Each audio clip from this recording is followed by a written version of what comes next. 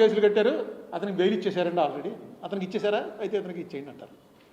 అలా డ్రామా ఏదో చేయాలి. ఇక్కడ అలా కాదు, డైరెక్ట్గా మనంతా అలా టీవీలో చూస్తుంటే ఎవడెళ్ళి గుణపాలు ఎట్టు కొట్టి, రాళ్ళు ఇచ్చి కొట్టి, కార్లు బద్దలు కొట్టి, పచ్చి బూతులు తిడుతూ వచ్చి ఇవన్నీ రికార్డ్ అయి ఉన్నది. అతను లోపల ఎవరినైతే కొట్టడానికి వెళ్ళి చంపేయడానికి వెళ్ళారో అతను తీసుకొచ్చి జైల్లో పెట్టారు. ఈ కొట్టిన వాళ్ళందరినీ పోనీ అరెస్ట్ చేయకుండా వార్నింగ్ అని రాసుకోలే, స్టేషన్ బెయిల్ ఇచ్చారు.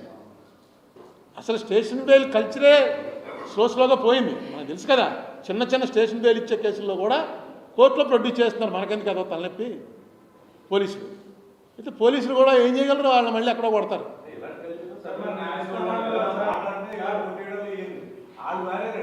అంటే ఆ లెవెల్ లీడర్స్లో కొట్టుకోరు. అంటే న్యాయస్థానాల్లో కూడా మనం డైరెక్ట్గా సుప్రీంకోర్టు జడ్జి గారు అన్నారు, అసలు మీరు కేసు చూస్తున్నారా అని. న్యాయస్థానాల్లో కేసు చూడలే, పోలీసులు తీసుకొచ్చారు, రిమాండ్ తర్వాత వాళ్ళు బెయిల్ మూవ్ చేశారు అనుకోండి, బెయిల్ ఇచ్చేస్తారు. అందుకని ఇది పెద్ద కేసు చూసి దీనికి అర్హత ఉందా అసలు కేసు తీసుకురావడానికి అని చూసేంత లేదు. మనకు ఎలా ఉండేదంటే పూర్వం ఒకటే కేసు, మన అందరికీ గుర్తున్న కేసు, అంటే మీరు అప్పుడు ఇంకా చాలామంది పుట్టుండరు. ఇందిరాగాంధీని అరెస్ట్ చేశారు.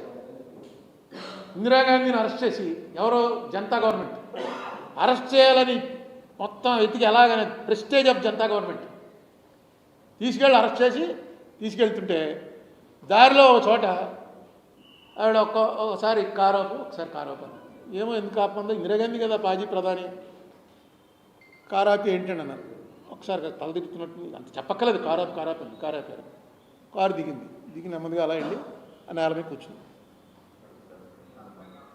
కూర్చునేటప్పటికి వాళ్ళకి అర్థం అవ్వలేదు, ఏంటి ఇప్పుడు ఇక్కడ కూర్చుని పోయిందని. చెప్పింది, నన్ను ఢిల్లీలో అరెస్ట్ చేశారు, ఢిల్లీలో కోర్టుకు తీసుకెళ్ళాలి, ఇది హర్యానా. ఆ మొక్క ఆవిడ కూర్చున్న మొక్క హర్యానాలో నన్ను మీరేం చేయటానికి లేదు, హర్యానా మేజిస్ట్రేట్ దగ్గరికి తీసుకెళ్ళండి. ఎవరికి అర్థం అలా. అప్పుడు శివశంకర్ గారు ఈ సలహా ఇచ్చాడని, శివశంకర్ గారికి చాలా ఇంపార్టెన్స్ వచ్చింది, చాలా పెద్ద పేరు ఎవరు ఇచ్చారో నాకు తెలియదు, పెద్ద మారుమోగిపోయిందనమాట. ఎవరో ఇంత టెక్నికల్. వెంటనే తీసుకెళ్ళాలంటే హర్యానాలోనే ఒక గెస్ట్ హౌస్లో పెట్టి ఏం చేయాలో బాబు అని అడిగారు. ఆవిడ హర్యానాలోంచి బయటికి రానంటుంది, హర్యానా స్టేట్లో నన్ను ఇక్కడే ఢిల్లీ వెళ్ళిపోతే అంటారు. ఎంత టెక్నికల్ చూడండి. బెయిలిచ్చేశారు. ఇందిరాగాంధీని అంత పెద్ద వ్యూహం వేసి పదవిలోంచి పోయిన 6 నెలలకో ఎప్పుడో అరెస్ట్ చేసి ఇంటి నుంచి పట్టుకొస్తూ జనం వ్యవహారం తక్కువ మేజిస్ట్రేట్ టెక్నికల్ చూశాడు, లేదు బాబు కరెక్టే, హర్యానాలో అరెస్ట్ చేయడానికి కాబట్టి నేను ఇచ్చేస్తున్నాను, బెయిల్ ఇంటికి వెళ్ళిపోయినాను. పెద్ద బ్లో అది. ప్రధానమంత్రి చరణ్ సింగ్కి గొడవలు వచ్చేసే పరిస్థితిలో దెబ్బ కొట్టినటువంటిది ఒక్క మేజిస్ట్రేట్ గారు ఇచ్చినటువంటి లీగల్ ఆర్డర్ వల్ల. ఎవరికి బయాస్ అవ్వాలా, లీగల్ ఆర్డర్గా ఇచ్చాడు. అలా ఉండేవారు. ఇప్పుడు ఏమైందంటే మరి పోలీసులు తెచ్చారంటే కేసు ఏదో ఉంటుంది, రిమాండ్ అనేద్దాం, మనకెందుకు డీటెయిల్స్లోకి వెళ్తాం. బెయిల్ మూవ్ చేసుకున్నాక చెప్తారుగా, వాళ్ళు చెప్తారు వీళ్ళు చెప్తారు, అది ప్రొసీజర్ అయిపోయింది. ఒక మేజిస్ట్రేట్ తప్పు కాదు, ఎవరైనా సరే. మొన్న అడిగారు ఒక కేసులో, సుప్రీంకోర్టు హైకోర్టు అడిగింది, అసలు మీరు చదివి ఇస్తున్నారా, ఎవరినైనా తీసుకురాగానే చదువుతున్నారా మీరు కేసు అని. ఇప్పుడు అందులో వీళ్ళు చేయాలనుకుంటే, గవర్నమెంట్ అధికారంలో ఉన్న వాళ్ళు చేయాలనుకుంటే 1,00,000 రకాలుగా చేయించండి, కానీ చేయటం వల్ల పబ్లిక్లో పలసన పడతామని చెప్పి చేయరు. పబ్లిక్ అందరికీ తెలిసిపోయి. మొన్న అంబటి రాంబాబుది ఉంది, అంబటి రాంబాబు దాంట్లో అంబటి రాంబాబు జైల్లో ఉండి శుభ్రంగా రాజమండ్రి సెంట్రల్ జైల్లో ఎవరైనా అనారోగ్యంగా ఉన్న వాళ్ళు వెళ్ళి ఒక నెలలు ఉంటే సంపూర్ణ ఆరోగ్యంతో బయటకు వస్తారు. అంత మంచి జైలు ఇది. ఎక్కడ జైలు ఇలా ఉండదు. ఇంత పెద్ద విశాలంగా అన్ని ఎకరాలు, లోపల ఎక్సర్సైజ్ చేసుకోవచ్చు. అందులో రిమాండ్ ప్రిజనర్స్ ఏ పని చేయక్కలేదు, చక్కగా చెట్టు కింద కూర్చోవచ్చు, హ్యాపీ. మొన్న రాంబాబుని కలిసినప్పుడు అదే అన్నాను, ఆరోగ్యం అది అంటే ఒక ఫుడ్డే కొంచెం ఇబ్బంది అవుతుంది, ఇంకా అడ్జస్ట్ అవుతుంది, ఎందుకంటే అతను ఏవో మామూలు ఇది కాకుండా కొంత గింజలు అలాంటివి ఏవో తింటూ ఎక్సర్సైజ్ చేస్తున్నాడు, అదే కొంచెం ఇబ్బంది తప్ప అన్నీ బాగానే ఉన్నాయి అన్నట్టు. ఏమైంది, రాంబాబుకి వచ్చినటువంటిది నష్టమే ఉండదు, కానీ ప్రభుత్వం మాత్రం క్లియర్గా ఈ వీడియో చూపిస్తారు రేపు. ఇదిగో ఇంటి మీద 6 గంటల సేపు అందరం చూసాం కదా, ఇదేంటిది పోలీసు వాళ్ళు వదిలేస్తారు, యాక్షన్ కూడా చేయలేదు పోలీసులు. అట్లీస్ట్ వాళ్ళు తోసేస్తున్నట్టు కొడుతున్నట్టు మేము తక్కువ మంది అయిపోయామని. మరి అది ఎంత డ్యామేజ్ అది.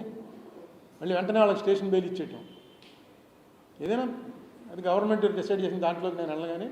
రాంబాబు అనేవాడు నాకు పర్సనల్గా ఫ్రెండ్, 40 ఏళ్ళు అయిపోయింది, 35 ఏళ్ళు అయింది. డెఫినెట్గా అతను జైల్లో ఉన్నాడు, రాజమండ్రి జైల్లో ఉంటే నేను వెళ్ళటం అనేది నా ధర్మం. అప్పుడు ఆంజనేయులను చూడడానికి వెళ్ళినప్పుడు అంత గొడవ చేశారు. ఆయన నాకు బాగా నేను ఫస్ట్ ఎంపీ అయినప్పటి నుంచి బాగా ఫ్రెండు, మన చుట్టాలు, ఇక్కడ ఉన్నటువంటి వాతావరణాలు, జంజాల వాళ్ళు, వాళ్ళతో ఏమైంది తెలుసున్న ఆయన. ఇప్పటికి కూడా నేను ఆయన కరప్ట్ అంటే నమ్మను. ఆయన కరప్ట్ అని ఎప్పుడూ వినలేదు, నేను నమ్మను. అగ్రెసివ్, కొంచెం ఎక్సెసివ్ ఇది ఉంది, కొంచెం దాన్ని ఏమంటారు పోలీసింగ్లో కఠినమైన పోలీసు. చంద్రబాబు నాయుడు గారి టైంలో కూడా చాలా ఇంపార్టెంట్ జిల్లాలకు ఎస్పీగా వేశారు. సరే అతను టైం బాగాలేదు, జైలుకి వెళ్ళాడు, చూడకుండా మానేస్తామా? అదే రాంబాబుకి వెళ్ళామో వెళ్తే దేనికి తిడుతున్నారు? రాంబాబుని చూడటానికి వెళ్ళిన తిడుతున్నారో, లేకపోతే అందులో జంతుకోపు లేదే అన్నందుకు తిడుతున్నారో నాకు అర్థం లేదు. నువ్వెవడరా సర్టిఫికేట్ ఇవ్వడానికి అని ఒకడు అంటాడు, ఒకడు అలా అంటాడు. సర్టిఫికేట్ నేనేంటి, మీరు వేసిన సిట్టే ఇచ్చింది, ఆ ఇచ్చిందే చదివాను నేను. దాని మీద కేసు ఏం తీసేయలేదు వాళ్ళు.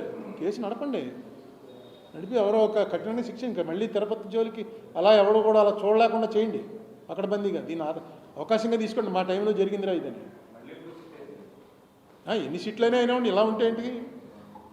సిట్ అనేది ఒకరిని టార్గెట్ చేస్తే వేయకూడదండి, ఇష్యూని టార్గెట్ చేయండి. ఎందుకంటే వెంకటేశ్వర స్వామి అన్నది టోటల్లీ డిఫరెంట్ అసలు. అది నేను దానికి అస్సలు పాలిటిక్స్ జోలికే రాకూడదు. అంత గ్రేట్ దీంట్లోకి వెంకటేశ్వర స్వామి అనేది మన అట్లీస్ట్ మన ఆంధ్ర, తెలంగాణ, సౌత్ ఇండియాలో ఉన్నటువంటి హిందువులకి వెంకటేశ్వర స్వామి అంటే కలియుగ వైకుంఠం. అది సాక్షాత్తు శ్రీ మహావిష్ణువు కలికావతారం కాదు, ఇదిగో వెంకటేశ్వర స్వామి అవతారంలో వచ్చాడు అని నమ్మేవాళ్ళే ఎక్కువ, లేకపోతే ఆ రష్ ఉండదు.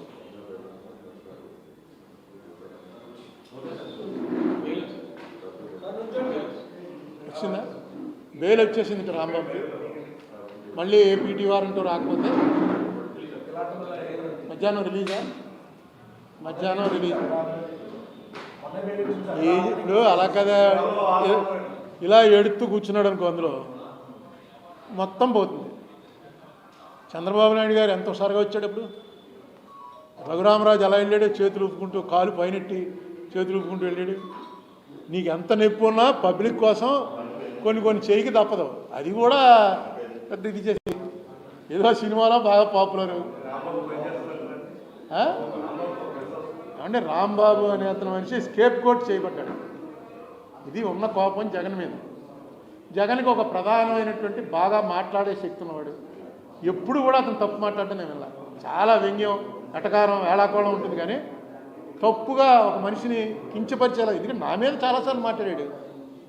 నేను అప్పుడు కాంగ్రెస్లో ఉండి అతను వైసీపీలోకి వెళ్ళినప్పుడు నా మీద బోల్డ్ అని ప్రెస్ మీట్లు పెట్టాడు. ద్రోహి నువ్వు అన్నాడు, ఇది అన్నాడు. ఎప్పుడు కానీ అందులో అన్పార్లమెంటరీ వర్డ్స్ ఏముండవు. మనం ఎలా మాట్లాడేవాడిని అనడానికి లేదు. నా మీద ఆ లెవెల్లో రెచ్చిపోయేవి అనడానికి ఉంటుంది తప్ప అలాంటి మాటలు మాట్లాడతావా అన్నారు. ఎప్పుడు మొన్న కూడా అతను ఏం ప్రెస్ మీట్లో అన్నదో ఏదో కాదు, అతనిలో అనుకున్న మాట వచ్చి కార్మి కొట్టేస్తుంటే అతను అనుకున్నాడు, ఎందుకంటే కొడుతున్నాడు, ఎవరో అతనికి తెలిసి ఉండరు. చంద్రబాబు నాయుడు మనుషులు అని చెప్పి చంద్రబాబు నాయుడు అనేసాడు. అన్నాక వెంటనే చాలా బాధపడ్డాడు. చాలా మొన్న కూడా నాకు జైల్లో అదే చెప్పాడు, ప్రెస్ మీట్ పెట్టి చెప్పాడు. మొన్న జైల్లో కూడా బాధపడ్డాడు. ఎలా వచ్చిందో అలా వచ్చింది, ఇంకా కొడతనం పోలేదు నాకు, చిచి ఎలా మాట్లాడు. నెక్స్ట్ టైం పెడదాం. ఎందుకు లేవనా?